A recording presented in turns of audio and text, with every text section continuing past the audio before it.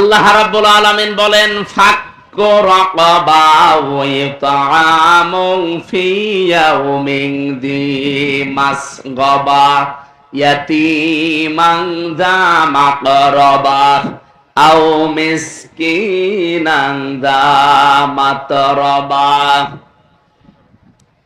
হে নবী, এই মানুষগুলো ফালাকতাহামাল আকাবাতা ওয়া মা আদরাকা মাল আকাবা, এরা গিরিপথে যেতে রাজি না। এরা এই কঙ্কট মুহূর্তের বিশাল কঠিন এই পথ পাড়ি দিতে তারা রাজি না। আপনি কি জানেন এই আকাবা এটা কি? এই কঙ্কটময় অথবা গিরিপথ এটা কি আপনি জানেন?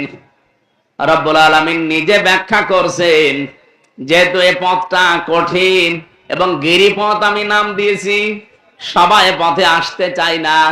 ফাক্কু রাকাবা, এটা হচ্ছে দাসত্ব মুক্তি করা, দাস মুক্তির পথ। এটা গিরিপথ, এটা কঠিন পথ, এটা জান্নাতে যাবার পথ। হযরত ওমর এটা বুঝেছিলেন।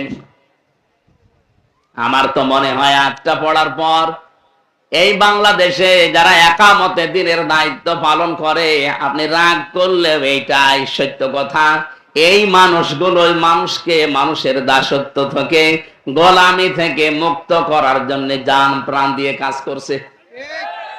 আপনি একটু ভেবে বলেন।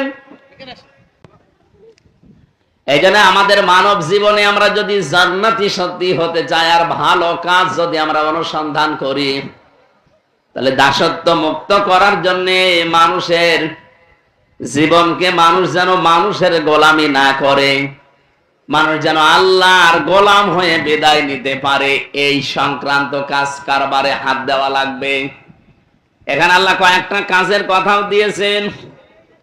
আও ইতআমুন ফি ইয়াউমিন যী মাসগাবা, এই পৃথিবীতে যে মানুষগুলো ইতিম, মিসকিন, অসহায়, যারা অভাবী, নিঃস্ব, এই মানুষগুলোর কাছে যারা খাবারের ব্যবস্থা করে, ইতিমান যা মাকরাবা, নিকট আত্মীয়র ভেতরে যারা ইতিম আছে, অসহায় আছে, এই মানুষগুলোর পাশে যারা গিয়ে দাঁড়ায়। আপনি বলেন তো, কোরআনে বর্ণিত এই কর্মসূচি গুলো বাংলাদেশে এখন ৭৩টা দল আছে। এদিকে তাকান, কিভাবে শুনতেছেন আপনি? এদিকে তাকান।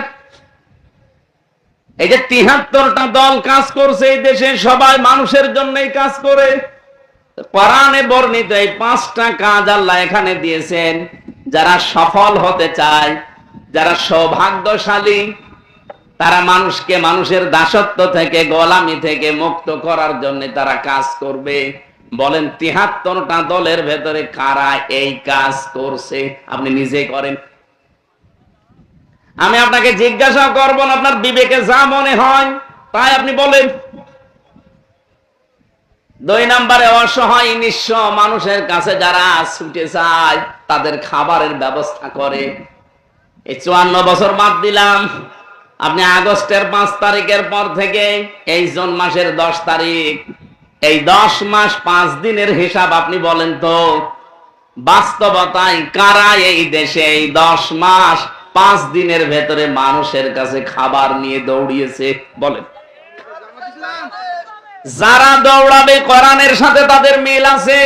এই ৭৩টা দলের যারা এই কাজ করবে, মনে করবেন কোরআন দেখে দেখে তারা চলছে।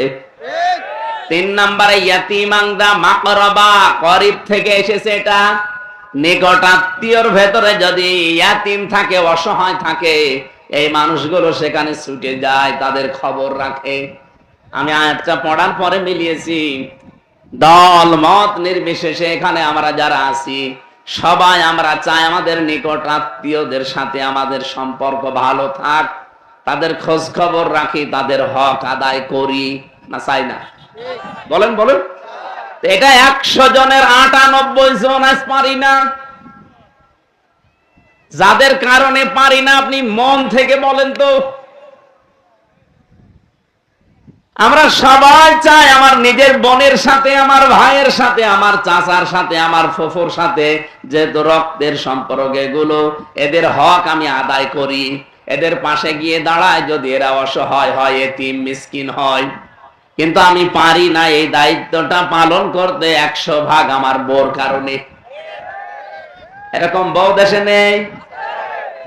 এরকম ছোট মনের বউ আছে? কার হাত তোলেন তো। তাই না, আমি হাসির জন্য বলি না, এরকম বউ নেই দেশে? আছে মানে ওই যে মহিলা প্যান্ডেলে বসে আছে সব, একজন হাত তুলেছে। তো সম্মানিত মা বোনেরা, না শুধু নামাজ পড়া, রোজা রাখা আর কালো বোরকা পরা ইবাদত না। আপনার স্বামী যাদের হক আদায় করার নির্দেশ পেয়েছে আল্লাহর পক্ষ থেকে, যাদের সাথে রক্তের সম্পর্ক আছে, আপনি বারবার তাকে তাকিদ দেবেন, স্বামী তুমি আর যাই করো অন্তত রক্তের সম্পর্কগুলো ঠিক রাখো। নবীজি বলেন, কোন স্ত্রী যদি চায় যে আমার স্বামী আরো বেশি দিন বেঁচে থাক, আমার স্বামীর সম্মান, আমার স্বামীর সম্পদ, মর্যাদা আরো বেড়ে যাক, সে যেন মাঝে মাঝে স্বামীকে বারবার আদেশ দেয়, স্বামী যাই করো অন্তত রক্তের সম্পর্ক এগুলো ঠিক রাখো, এদের হক আদায় করে চলো যতটুকু পারো। কিন্তু আমরা দেখি না 100 ভাগের 98টা পরিবারে এটা আমরা পারছি না। যশোরের অবস্থা আমি জানি না, এই কথা বলছেন না কেন? যেহেতু যাদের জন্য পারি না তারা বসে আছে সামনে। সম্মানিত মা বোনেরা, হাতে পায়ে ধরার যদি সুযোগ থাকতো আপনার হাতে পায়ে ধরতাম। আপনি জান্নাতে জীবনেও যেতে পারবেন না, কারণ আপনার এই সমস্ত আচরণের কারণে আজ অনেক স্বামী নিজে হক আদায় করতে পারছে না, মনে মনে তারা মানসিক রোগী হয়ে যাচ্ছে। একজন বলছে মার হাবা, তার মানে ও ঝামেলায় আছে। আপনি দেখেন খাদিজাতুল কুবরা রাদিয়াল্লাহু তাআলা আনহা, নবীজির স্ত্রী, জীবনে আমি তার পড়ে দেখেছি, পুরা জীবনে কোনোদিন এক ওয়াক্ত নামাজ পড়েননি, একটা রোজা রাখেননি কোনোদিন, জীবনে একদিনের জন্য পর্দায় ছিলেন না, কোন দিনের জন্য একবার হজও করেননি, 1 টাকা যাকাতও দেননি।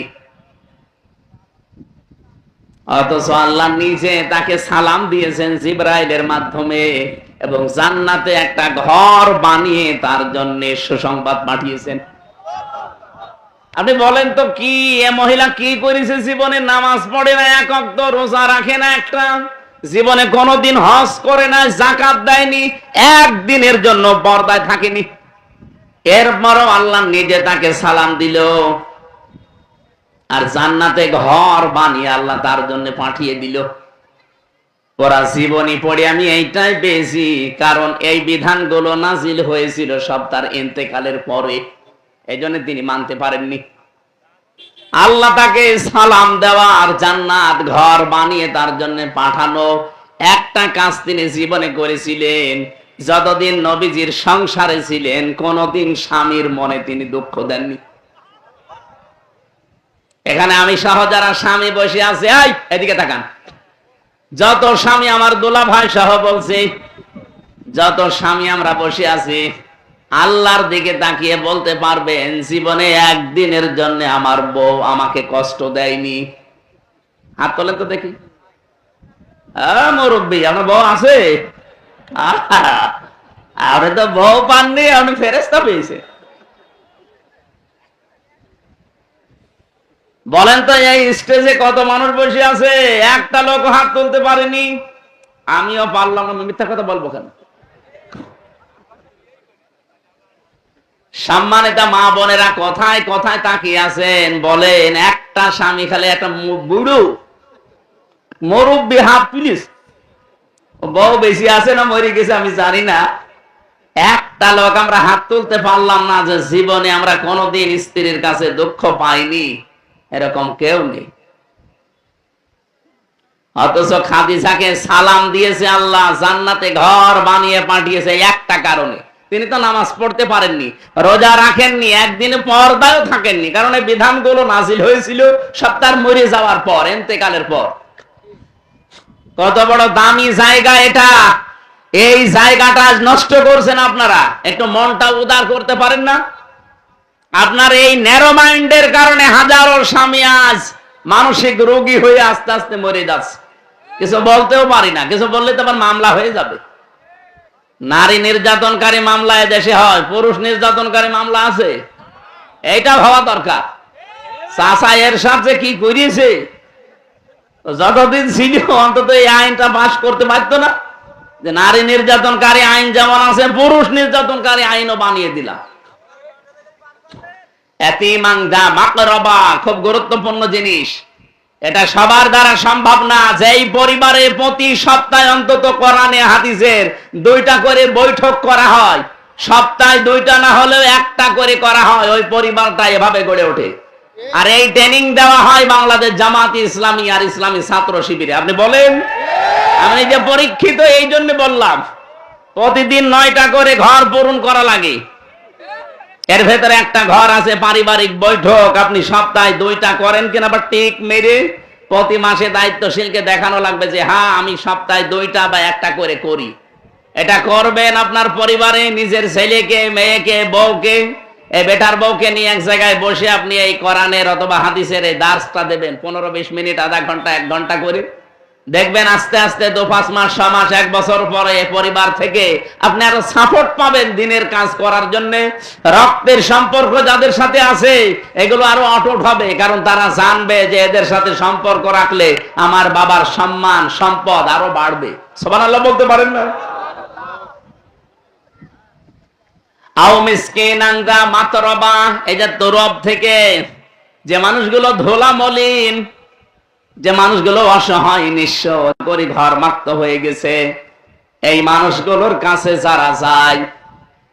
আমরা আগস্টের 5 তারিখের পরে দেখলাম বাংলাদেশে একটা বন্যার ঢেউ এসেছিল ফেনীতে। আমাদের পাশের যে প্রতিবেশী, তারা এমন প্রতিবেশী যে আমাদের কোন সময় পানিতে মারে, কোন সময় আগুনে মারে, হয়তো শুকিয়ে ফেলে অথবা ডুবিয়ে দেয়। ওই সময় ডুবিয়ে দিয়েছিল। এদেশের কত মানুষ আমরা দেখলাম টাকা আর বস্তা, কত মানুষের টাকা ব্যাংকে ছাতা পড়ে যায়, অথচ 5 কোটি টাকা নিয়ে সেখানে যে হাজির হবে এরকম মানুষ আমরা পেলাম না। গেছে কে? আমিরে জামাত ডাক্তার শফিকুর রহমান। এ পর্যন্ত পানির ভেতরে নেমে মানুষের বাড়িতে বাড়িতে এমনি মানুষের ভালোবাসা তার উপরে আল্লাহ তৈরি করে দেয়নি। তার এই অ্যাক্টিভিটিস, তার এই কাজ কারব দেখে আমার আল্লাহ মানুষের ভেতরে তার প্রতি একটা আলাদা মহব্বত তৈরি করে দিয়েছে। ডাক্তার হাফিজ শফিকুর রহমানকে অনেকেই হয়তো সরাসরি চোখে দেখে নাই, কিন্তু তার প্রতি আলাদা একটা মায়া অনেকের আছে না? এক কথা বলেন না কেন? এটা তৈরি করেছে হামজা কে? ইন্নাল্লাযীনা আমানু ওয়া আমিলুস সালিহাতি সায়াজআলু লাহুমুর রাহমানু ওয়াদ্দা। নিশ্চয় যারা ঈমান আনার পরে ভালো ভালো কাজে আঞ্জাম দেয়, এই যে ভালো কাজ থেকে আমি এই পর্যন্ত এসেছিলাম। ভালো কাজ বলতে আমরা মনে করি জিকির করা, ভালো কাজ মানেই মনে করি জুব্বা গায়ে দেওয়া, ভালো কাজ মানেই মনে করি কোরআন শরীফ পড়া না। ভালো কাজ মানে আমার দ্বারা মানুষের উপকার হয় কিনা, এটা আসল ভালো কাজ। যারা ঈমান আনার পরে ভালো ভালো কাজ আঞ্জাম দেবে, তাদের প্রতি আলাদা এই সৃষ্টি জগতের ভেতরে মহব্বত তৈরি করে দেবে কে? আরো জোরে বলেন কে? কত মানুষ এই আলোচনা এ পর্যন্ত আসতে পারে না, এই জন্য তারা মানুষের সৃষ্টি জগতের ভালোবাসা মহব্বত পায় না। কিন্তু যারা সত্যি ঈমানের সাথে এই আমলগুলো করছে, আমি হযরত ওমরের কথা বলছিলাম এই কারণে যে এমন কোন দিন নেই তিনি ভালো কাজ 3টা 5টা না করে ঘুমাতেন। তার জীবনের ভালো কাজ বলতে ছিল মানবতার সেবা করা, কি করে মানুষের উপকার করা যায়। গভীর রজনীতে একটা বাড়িতে বের হলেন, রাস্তার পাশ দিয়ে যাওয়ার সময় দেখলেন মরুভূমিতে একটা বাড়ি, টিম টিম করে ভেতরে আলো জ্বলছে। একটা লোক বের হয়ে আসে, আবার প্রবেশ করে, আবার বের হয়, আবার ঢোকে। যে হাত চেপে ধরলেন, এই এখানে কি? লোকটা বলে, পথিক আপনি কে? আমি তো এই বাড়ির মালিক। হযরত ওমর চিন্তা করলেন কারে ধরলাম, ডাক দিয়ে বলে কি হয়েছে, বারবার বাড়িতে ঢোকেন আবার বের হন। লোকটা বলে খলিফ কি কি প্রতীক, আপনাকে আমি চিনতে পারি না, অন্ধকারে তো বোঝাও যায় না, আমি বারবার বের হই ঢুকি, এ কারণে আমি সবচাইতে বড় একটা বিপদে আছি, আমার স্ত্রীর সন্তান সম্ভবা, এখনই তার বাচ্চা হবে, কিন্তু এ বিষয়ে আমি একেবারে অনভিজ্ঞ, কিচ্ছু জানি না। স্ত্রী ভেতরে কান্নাকাটি করছে, কি করি ভেবে না পেয়ে বারবার বের হয়ে আবার প্রবেশ করি। হযরত ওমর বললেন ভাই দাঁড়ান, আমি দেখি কিছু করতে পারি কিনা। বাড়িতে গেলেন, স্ত্রীকে ডাক দিয়ে বলে আব্দুল্লাহর মা, আল্লাহ পাক জান্নাত বিক্রি করছে, যদি কিনতে চাও তাড়াতাড়ি আমার পেছনে দৌড়াও। আসার সময় কিছু তেল, কাপড় চোপড় এগুলোর সাথে করে নাও, কাজে লাগবে। স্ত্রী ডাক দিয়ে বলে স্বামী আমার, জান্নাত বিক্রি হচ্ছে, আপনার পেছনে যেতে বললেন, আমি তো রেডি আছি, তেল নিয়ে কি করব, কাপড় চোপড় এগুলো কি হবে, জান্নাত কি এর বিনিময়ে বিক্রি হবে? বলে নাও, কাজে লাগবে। নিয়ে তিনি ঢুকিয়ে দিলেন নিজের স্ত্রীকে বাড়ির ভেতরে। বাইরে লোকটার সাথে দাঁড়িয়ে আছেন, ভেতর থেকে আওয়াজ এলো খলিফাতুল মুসলিমিন, আপনার বন্ধুকে খবর দেন, তার একটা পুত্র সন্তান হয়েছে, ছেলেটাও ভালো আছে, মাও ভালো আছে। হযরত ওমর শোনার পরে বললেন আলহামদুলিল্লাহ, কিন্তু যার ছেলে, এই লোকটা বলছে ইন্না লিল্লাহ। হযরত ওমর বলে কি আপনি তো খুশি হওয়ার কথা, কেন ইন্না লিল্লাহ পড়েন?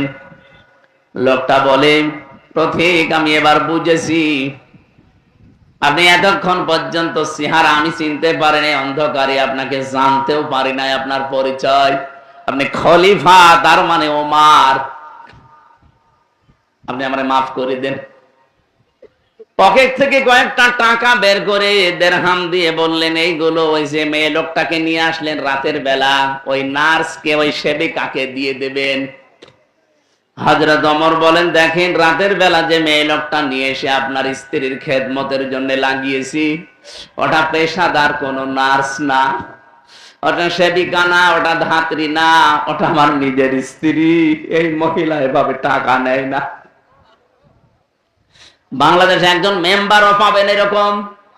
বলেন, তারা ভালো কাজ এইটা বুঝেছিল, প্রতি রাতে যে তিনি 5টা 3টা করে ভালো কাজ করতেন, এইটা একটা, এরকম ভালো কাজ প্রতিদিন 3টা 5টা করে তারপরে ঘুমাতেন।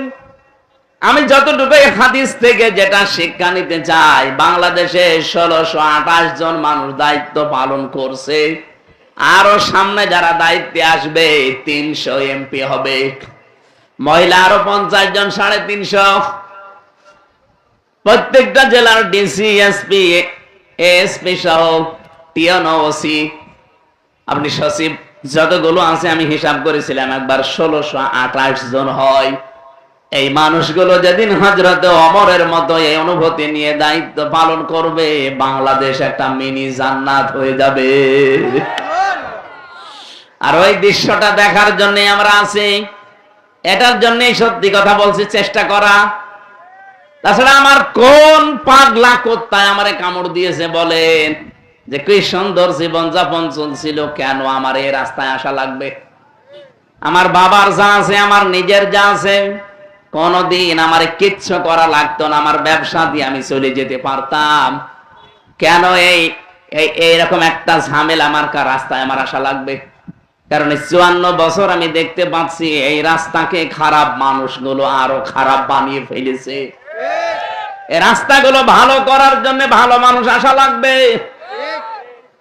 আমিরে জামাত ডাক্তার শফিকুর রহমান উনি অলরেডি ঘোষণা দিয়েছে 300 জন এমপি আমরা তালিকা দিয়ে দিলাম, যদি এরা পাশ করে, জামাত ইসলাম যদি পাশ করে এমপি হয়, যেই টাকা নিয়ে এমপি হয়েছিল 5 বছর পর ওর একটা টাকাও বাড়বে না, যদি বাড়ে ওর খবর আছে। আপনি অন্য কোন দলের ঘোষণা দিতে বলেন তো সেই এমপি দাঁড়াবে না, আপনি বলেন। এখনো তো 73টা দল আছে, একটা দল ঘোষণা দিয়েছে যে যারা 1 কোটি টাকা এখন মালিক তারা এমপি দাঁড়ান, পাশ করেন, 5 বছর যেন দায়িত্ব পালন করার পরে 1,01,00,000 না হয় আরো যেন 10,000 কমে যায়, এরকম ঘোষণা দিতে বলেন। বাংলাদেশে অন্য কোন দলের লোক এমপিতে দাঁড়াবে না, বাবা দরকার কেউ ঝামেলা। আপনি বলেন, আমি তো আপনাকে চ্যালেঞ্জ দিলাম, দেন কোন দলের লোক আছে দাঁড়াতে বলেন, আমি দেখব। অথচ উনি দায়িত্ব নিয়ে গ্যারান্টি নিয়ে দিয়েছেন, এমনি দেয়নি, কারণ ওইভাবে করে তাদেরকে গড়ে তুলেছেন। চট্টগ্রামে একটা খাল পরিষ্কার করার জন্য 400 কোটি টাকা চেয়েছিল ওখানে যারা দায়িত্বে আছে, 400 কোটি বলেছিল খালটা পরিষ্কার করে দেব। বাংলাদেশ জামাত ইসলামের ওখানে সাবেক একজন এমপি আছে, আলহাজ শাহজাহান চৌধুরী হাফিজাহুল্লাহ, উনি বলেছিল 1 টাকাও দেওয়া লাগবে না, শুধু আমি জামাত ইসলাম থেকে 10 টাকা 20 টাকা কালেকশন করে 1 কোটি টাকা আমি এই কাজটা করে দেব। ঠাই করে দিয়েছে, ওরা কমপ্লিট করে দিয়েছে। 1 টাকা রাষ্ট্রের কাছ থেকে নেয়নি, নিজেদের 10-20 টাকা 50 টাকা কালেকশন করা। এটা দেখে আরো অন্তত বাহাবা দেওয়া দরকার, সারা দুনিয়ায় প্রশংসায় ভাসতেছে তারা। কিন্তু একটা লোক দেখলাম বলছে না, এ খাল সেরম পরিষ্কার হয়নি। তোমার কাছে দিলে তুমি তো 400 কোটি টাকায় হাওয়া করে দিতে। যাদের কোনো আলাদা কর্মজীবন নেই, শুধু এই এমপি হওয়া, মন্ত্রী হওয়া, উপজেলা চেয়ারম্যান হওয়া, মেয়র হওয়া, এগুলোই যাদের কর্মজীবন, এরা জীবনেও দুর্নীতি ছাড়া থাকতে পারবে না। আমার আলাদা কর্মজীবন আছে, আমি ব্যবসা করি, আমার ওইটা থেকে অন্তত যা আছে চলে যায়, আমার এগুলো রাস্তায় কোনো দরকার নেই। আর আমি গ্যারান্টিও দিয়েছি আমার আমিরে জামাতের এই কথার সাথে একত্রতা ঘোষণা করে, আমার যে দায়িত্ব মাথার উপরে দিয়েছে, যদি আল্লাহ আমাকে ওই জায়গায় নিয়ে যায়, 5 বছর পরে আমার যে টাকা আছে আরো 50,000 কমে যাবে, 1 টাকাও বাড়বে না। এই বলেন তো, এই রাস্তায় এসেই আমার কি দুনিয়ার দিক থেকে লাভ হয়েছে না ক্ষতি হয়েছে? আমি দেশে বিদেশে, আমি আকিস গ্রুপের খতিব ছিলাম, কত জায়গায় যেতে পারতাম, টাকা শুধু নাড়তাম। কিন্তু এই ঝামেলা ঘাড়ে নিয়ে যদি আল্লাহ কিছু দিয়েই দেয়, 1 টাকা তো আর মেরে খেতে পারবো না, ওই অবিখা ওয়াজের বিনিময়ে খাদ্য খাওয়া লাগবে। কিন্তু আমার এই মাঝখান থেকে কি হইলো, এই খালি মানুষের পেছনে দৌড়াদৌড়ি। 4.5 লাখ মানুষ আমার এই আসনের ভেতরে, কুষ্টিয়া সদরে। এতগুলো মানুষের দায়িত্ব পালন করা কি চাই তাই ব্যাপার? আর আমরা কি দুনিয়াদার যে আমি ঘরে ঘুমিয়ে থাকলাম আর সব হয়ে গেল? এই ফজরের নামাজ পড়ে আরম্ভ করা লাগবে, রাত 10টা 12টা 1টা নেই, কোথায় কে কি করছে সব খোঁজ নেওয়া লাগবে, সে দলীয় হোক আর দলের বাইরে হোক। আমরা তো ভালো কাজ বলতে এইটা বুঝি। বাংলাদেশে আজ যদি সত্যি ভালো কাজ আমরা এরকম কিছু বুঝতাম যে আমার দ্বারা অন্তত মানুষের উপকার হোক, ক্ষতি যেন না হয়, এই বাংলাদেশটা দাঁড়িয়ে যেত। আমি মালয়েশিয়া গিয়েছিলাম কয়েকদিন আগে, ওরা 2004 সালের পর থেকে অলরেডি দেশটা দাঁড় করিয়ে ফেলেছে 21 বছরের ভেতরে। আর আমরা 54 বছরও দাঁড়াতে পারি না, শুধু মারিং কাটিং আর দুর্নীতির কারণে। বিশ্বের যতগুলো দেশ এবছরে আমি ঘুরেছি, উন্নত দেশ, সবগুলো দাঁড়িয়ে গেছে, শুধু দুর্নীতি নেই আর খাদ্যে ভেজাল নেই। খাদ্যে ভেজাল না থাকলে শরীরে অসুখ বিসুখ কম হয়। মালয়েশিয়াতে, সিঙ্গাপুরে যে কয়েকদিন ছিলাম, আমি একদিন কাশিও দেইনি, কারণ কোনো ধুলাবালি নেই, কোনো জার্ম নেই, সব জায়গায় পরিষ্কার পরিচ্ছন্ন, আর খাদ্যে কোনো ভেজাল নেই। আমি একটা লোককে 1 কপে মাথা আলাদা করে দিতে দেখেছি, জিজ্ঞাসা করলাম, বলছে ও খাদ্যে ভেজাল দিয়েছিল, ধরা পড়ে গেছে, 3 দিনের ভেতরে বিচার শেষ। আমার মনে হয় বাংলাদেশে যদি এরকম 5টা বিচার করতাম, তো এই দেশে খাদ্যে ভেজাল দেওয়ার সাহস কোনো বাপের বেটা দেখাতে পারতো না। আর খাদ্যে ভেজাল না দিলে আমাদের শরীরের ভেতরে রোগ এরকম জন্মাতো না, আমাদের এত অসুখ বিসুখ হইতো না, এত ঔষধও লাগতো না। এক কথা বলেন না কেন? 15টা দিনের ভেতরে আমরা একটা দিন কাশি হয়নি মালয়েশিয়া, সিঙ্গাপুরে। আর এই দেশে আসার পর এক দিন 50 বার করে কাশা লাগতেছে।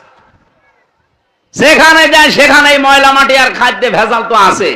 আজকে যে বাড়িতে এসে বসেছিলাম, কাজী কি জানো, সিরাজুল ইসলাম, অনেক খাবারের পরে দুধ দিচ্ছিল। আমি মনে করছি দুধের ভেতর মনে হয় পানি মেশানো আছে, কারণ এই দেশে তো এরকম স্বভাব আছে না অনেকের। সম্মানিত ভাইরা, আমরা ভালো কাজ বুঝি না, ভালো কাজ আমরা কোরআন থেকে নিতে চাই। এই জন্য এই ঝামেলাপূর্ণ রাস্তায় আমাদের এখন আশা লাগতেছে। আর তাফসীর মাহফিল, ওয়াজ মাহফিল, এই সমস্ত জায়গাগুলোতে কোরআনের এই কথাগুলো বলা হয় না।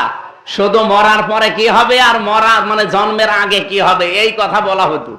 এই 3.5 হাত বডি এই মাটির উপরে কিভাবে চলবে এই কথাগুলো আমরা বলতে পারতাম না, এই জন্য আমরা বুঝতামও না। কেউ যদি বলতো এটা রাজনীতি। এই যে চাঁপাইনবাবগঞ্জের 2 জন স্বামী আর স্ত্রী আছে, এনারা মুফাসসিরে কোরআন, ভারতের কামান, মুজাদ্দিদে জামান। এরা এখন এই দেশের মানুষদেরকে বলছে বাংলাদেশ জামাত ইসলামী নাকি কোরআন নিয়ে ধর্ম নিয়ে রাজনীতি করে। আরে বেটি, কোরআন নিয়ে ধর্ম নিয়ে রাজনীতি না করলে, রাজনীতি যদি অন্য কিছু নিয়ে করে সে তো দুর্নীতি করবে। বলেন, যারা বাংলাদেশে কোরআন বাদ দিয়ে রাজনীতি করে দেখবেন তারাই দুর্নীতিবাজ। আর যারা কোরআন নিয়ে রাজনীতি করেছিল, মাওলানা মতিয়ার রহমান নিজামী রহমতুল্লাহ আলাইহি মন্ত্রী ছিল। আপনি হিসাব করতে পারেন, চেয়ারম্যান না, মেম্বার না, মন্ত্রী।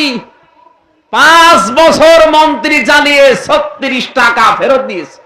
পৃথিবীর ইতিহাসে এই প্রথম। আপনি এর চাইতে কি প্রমাণ চান বলেন তো? 5টা বছর 2টা মন্ত্রী চালিয়েছে। টাকা পয়সা আরো তো উল্টাপাল্টা করা দরকার না। বাজেট যা শেষ করে 36 টাকা বেঁচেছিল ওটা রাষ্ট্রকে ফেরত দিয়েছে। এই 54 বছরে আর কেউ পেরেছে? আপনি আর কি দেখতে চান? যে না আমরা আরো দেখবো, তো কি দেখবেন বলেন? খালি উল্টাপাল্টা যে ফতোয়া দেন। সুযোগ না দিলে কাজ করবে কি করে তারা?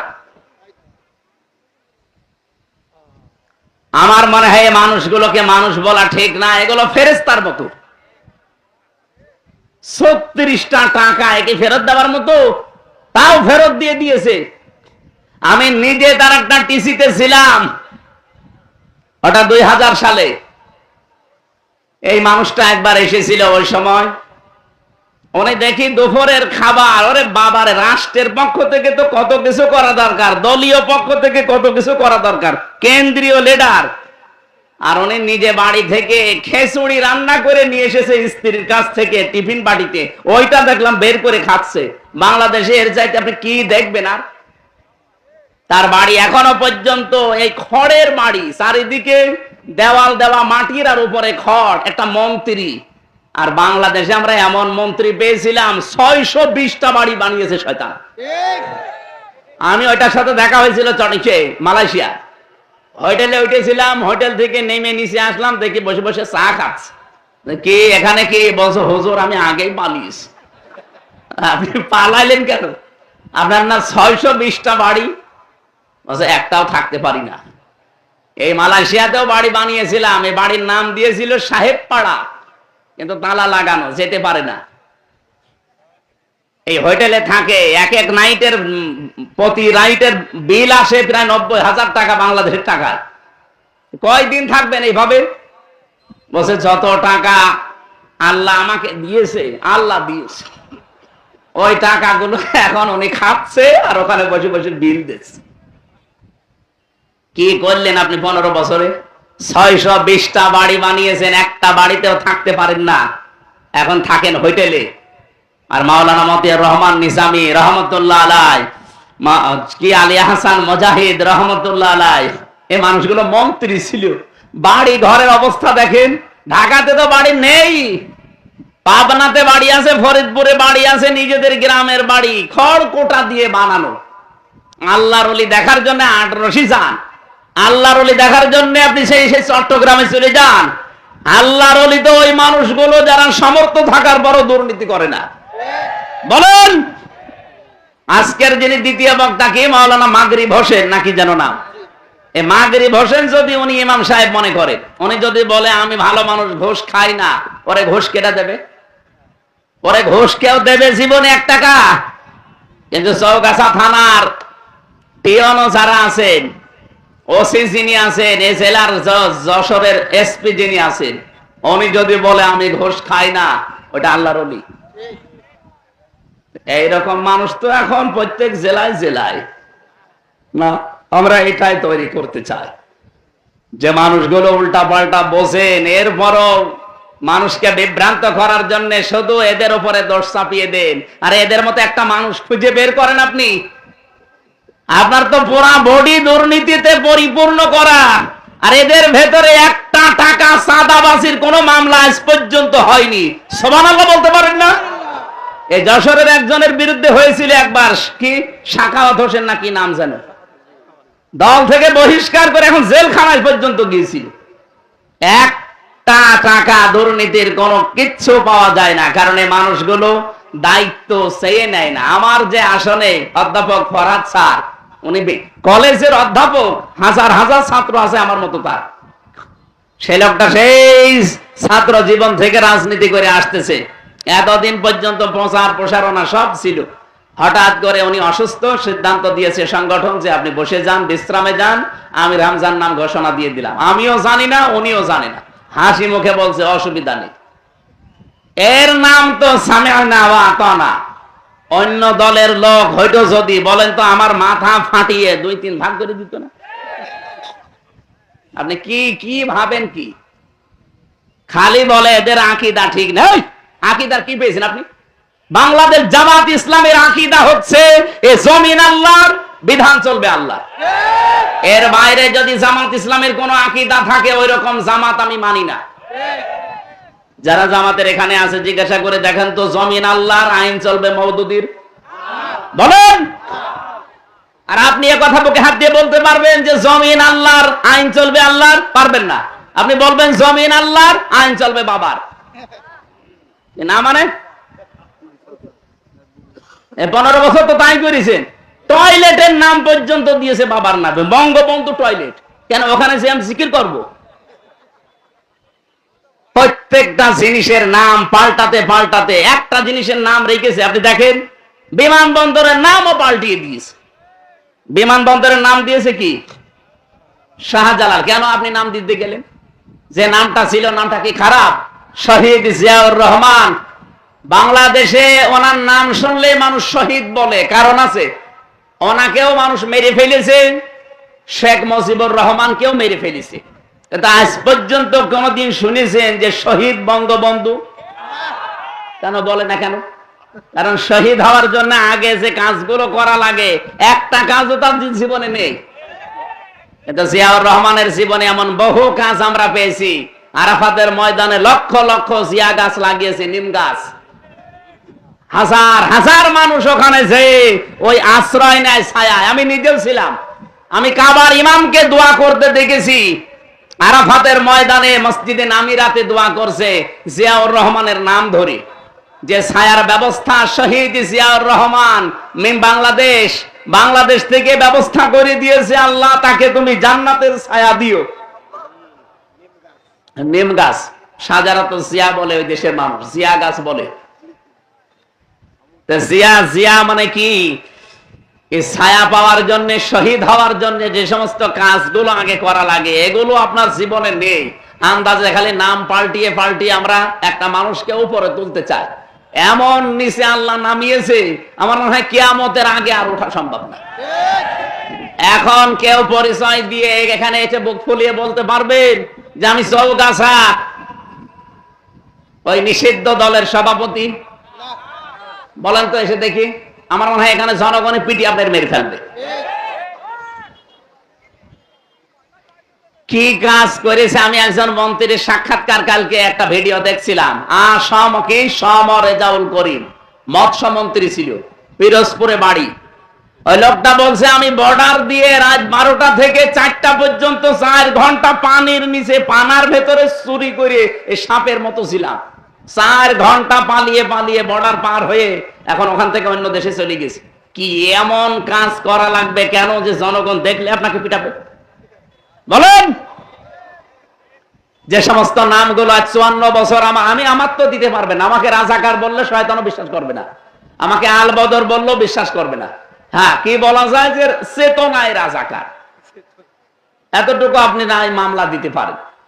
এ মামলা তো মানে মানুষ বিশ্বাস করে না, এই জন্য আমার নামের ওপরে মামলা দিত আমি নাকি আনসারুল্লাহ বাংলা টিমের প্রধান। ও ছাতা যে কি আমি আজ পর্যন্ত জানি না, অথচ এরকম একটা মিথ্যা মামলা নিয়ে 3 বছর জেল খেটে আসলাম। যারা জামা, আমি নাম ধরে বলছি এ কারণে এটা রেকর্ড হচ্ছে, সারা দুনিয়া যাচ্ছে, এই যে রেকর্ড হচ্ছে।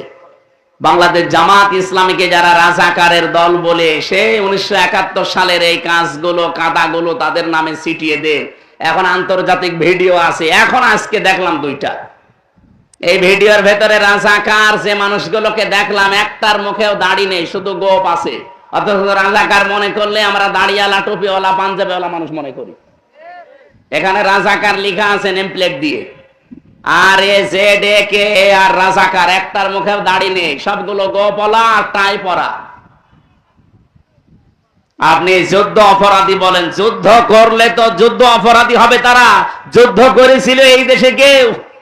রাজাকারের তালিকা যারা দিয়েছে হাসিনা আর এই মন্ত্রী, আপনি দেখেন 1000-এর উপরে আওয়ামী লীগের, বিএনপির 8000-এর উপরে, 800, জামাত ইসলামের মাত্র 34 জন, 37 জন, তার ভেতর 13 জন মরে গেছে। আপনার আন্দাজে কারে কি বলে মানুষকে, এখন তো মানুষ আর ওই সেই মানধাতা বলে নেই, এখন এত সচেতন, যা বলবেন ইন্টারনেট থেকে দেখে বের করে বলবে। আমরা গোলামি করতে চাই না, আমরা গোলাম হতে চাই একজনের। কার? আল্লাহ রাব্বুল আলামিন আমাদেরকে ডাক দিয়ে জানালেন, ওয়াসারিউ ইলা মাগফিরাতিম মির রাব্বিকুম ওয়া জান্নাতিন আরদুহাস সামাওয়াতু ওয়াল আরদ। এই পৃথিবীতে যত নিয়ামত আমি মানুষকে দিয়েছি, সব চাইতে বড় নিয়ামতের নাম আমার ক্ষমা, মাগফিরাত।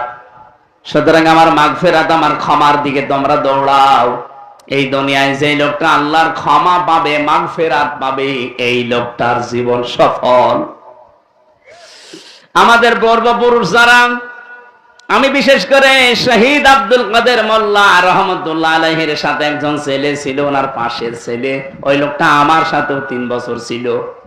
মাঝে মাঝে আমারে বলতো যে আপনাদের আব্দুল কাদের মোল্লা, এই লোকটা, ওনাকে বলতো যে ভাই, জীবনে যা আমল আখলাক আছে, আমাদের চরিত্র যা, জীবনের এই কাজ কারবার আমল দিয়ে তো জান্নাত পাওয়া সম্ভব না, তবে জান্নাত পাওয়ার একটা রাস্তা আমি জানি, সেটা শহীদ হওয়া।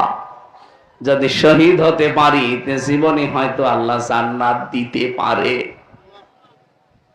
আল্লাহ তাদেরকে এমনিতে মরণ না দিয়ে শাহাদাতের মরণ দিয়ে ধন্য করে ক্ষমা করে দিয়েছেন।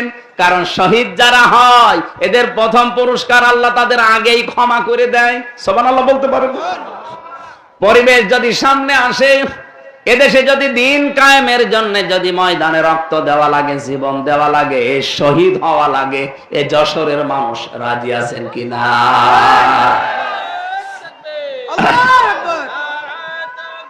যশোরবাসী জীবনে আমাদের যা কাজ কারবার, আমল আখলাক, নামাজ রোজা, এ দিয়ে জান্নাত সম্ভব না। জান্নাত পাওয়ার একটাই রাস্তা আছে, আল্লাহ যদি দয়া করে ক্ষমা করে দেয়।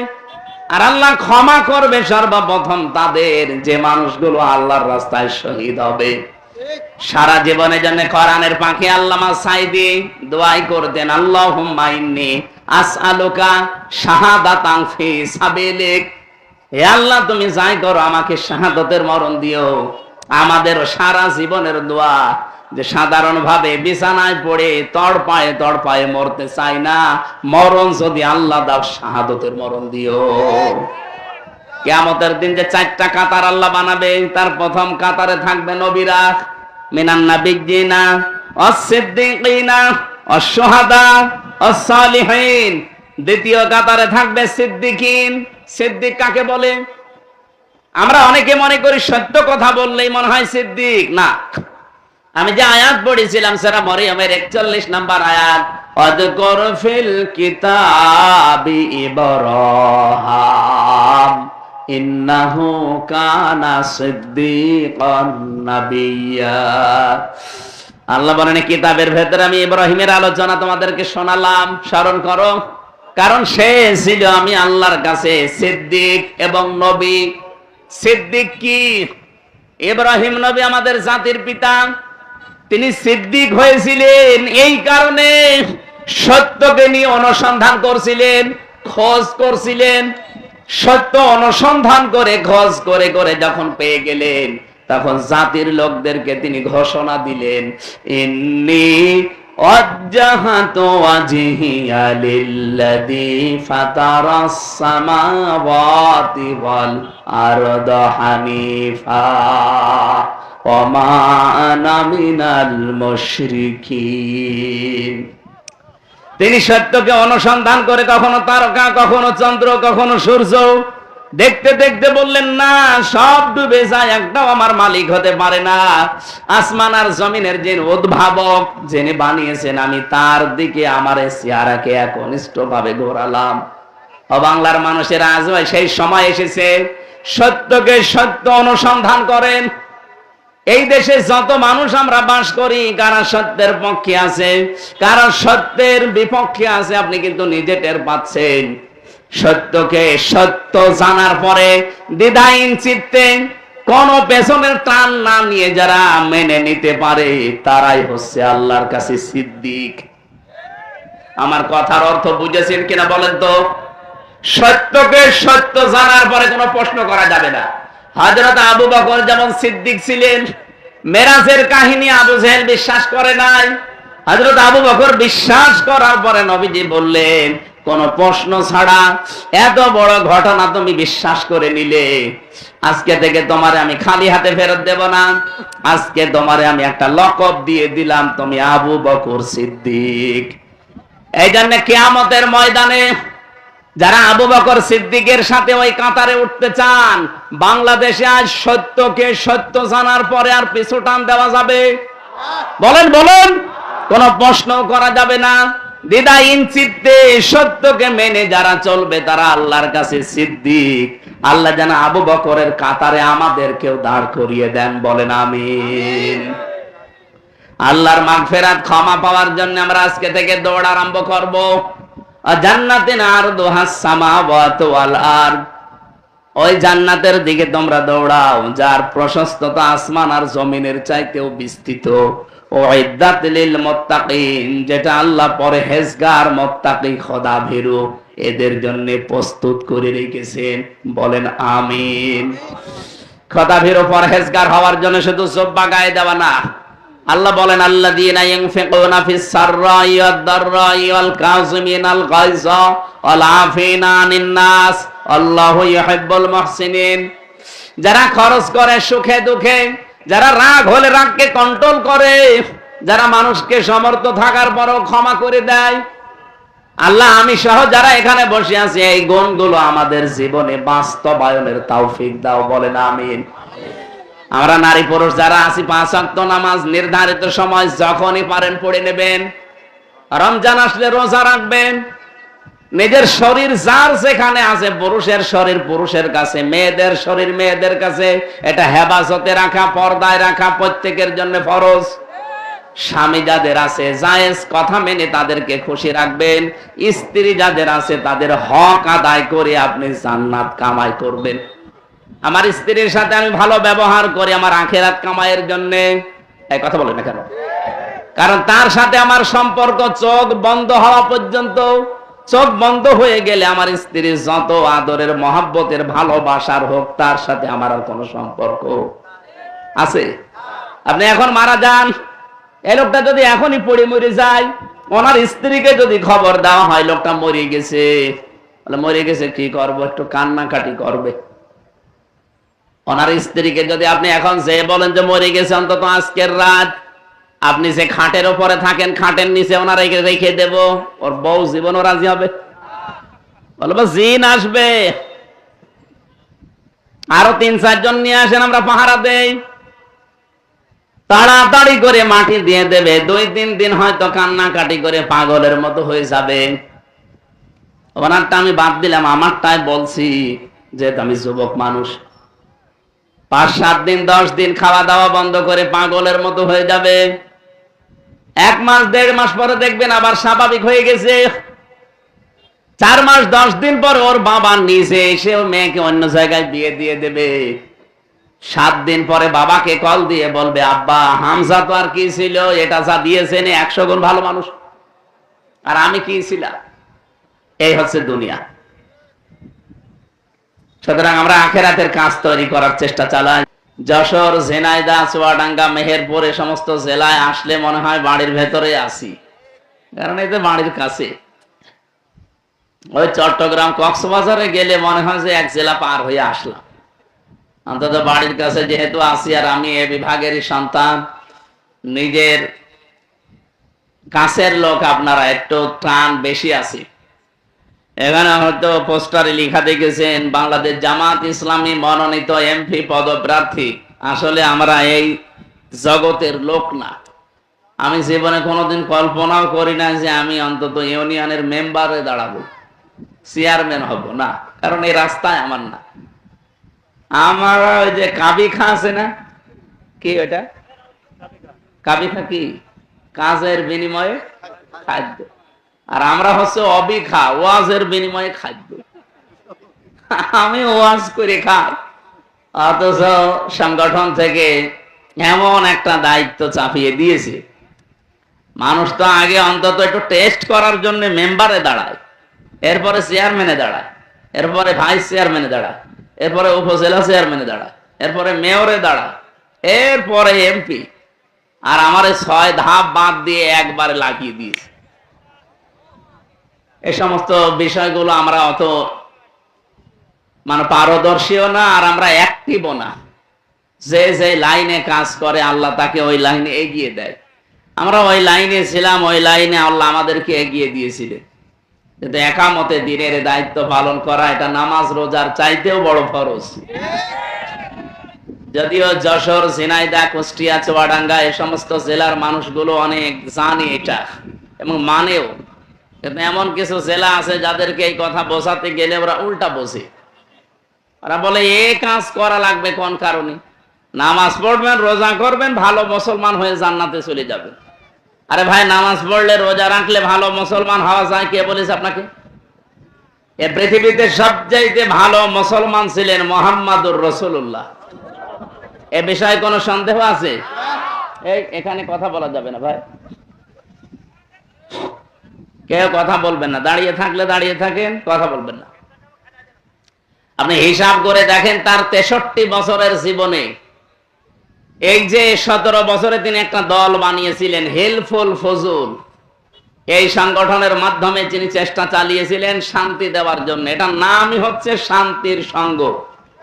23 বছর একাধারে চেষ্টা চালালেন এই সংগঠন দিয়ে, কিচ্ছু করতে পারেননি। ফল হয়েছিল 0। এই মানুষটাই 40 বছরে কোরআনে কারিম হাতে পেয়ে 63 বছর, তার মানে 23 বছর। আগের 23 ফল 0 ছিল, পরের 23-এ কোরআন হাতে নিয়ে তিনি কাজ করেছিলেন। ফল শুধু 0 না, যারা 0 ছিল আল্লাহ তাদেরকে হিরো বানিয়েছে। হযরত ওমরের মতো হিরো দুনিয়ায় আসবে আর? বলেন। কোরআনে কারিমের 13টা আয়াত আল্লাহ তার নামে নাজিল করেছেন, তার সিদ্ধান্তের উপরে। সুবহানাল্লাহ বলেন। কোথায় পৌঁছিয়েছিল সেই লোকটা? অথচ তিনি 0 ছিল, টপ টেরর ছিল, টপ টেরর, শীর্ষ সন্ত্রাসী। এত বড় মানুষ, যার নাম শুনলে মানুষ ভয়ে পানি খেত। ওই জামানায় আমরা হাদিস পড়ে দেখেছি, কোন মানুষ যদি খাবার না খেত, বাচ্চারা, মায়েরা বলতো হা হোনা ইয়াতি ওমর, ওমর আসতেছে। ওমরের নাম শুনলে ভয়ে খাবার খেয়ে ফেলতো। কিরকম ডেঞ্জার মানুষ ছিল বলেন তো? এই মানুষটা কোরআনের কাছে আসার কারণে এমন নরম হয়ে গেছে এই মানুষটা। প্রতিদিন তার জীবনে আমি পড়ে দেখেছি, যেদিন দায়িত্ব পেয়েছেন রাষ্ট্রের, ওই দিন থেকে যতদিন দায়িত্বে ছিলেন, কমপক্ষে 5টা কাজ রাতের বেলা ভালো ভালো কাজ করতেন। কি কাজ? ভালো কাজ 5টা কমপক্ষে। যেদিন একেবারেই পারেন না, সেদিন 3টার কমে তিনি বাড়ি ফিরতেন না। ভালো কাজ বলতে এখন কি বুঝলেন তাহলে? অনেকে বসে বসে সুবহানাল্লাহ পড়তেন, বলেন বলেন। অনেকে 2 রাকাত নামাজ পড়তেন, কোরআন শরীফ পড়তেন বসে। কি করতেন? ওনার কাছে ভালো কাজ ছিল হচ্ছে মানবতার সেবা। চ্যানেলটি সাবস্ক্রাইব করে আমাদের সঙ্গেই থাকুন।